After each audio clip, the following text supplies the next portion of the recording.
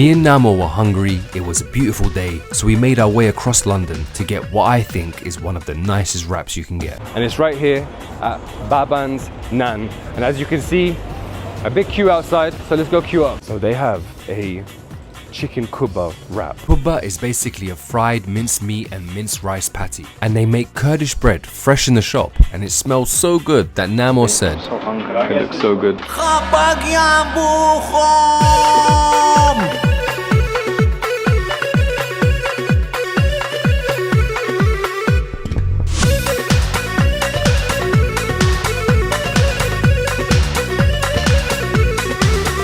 and there it is. And trust me, it tastes even better than it looks. 10 out of 10. 10 out of 10.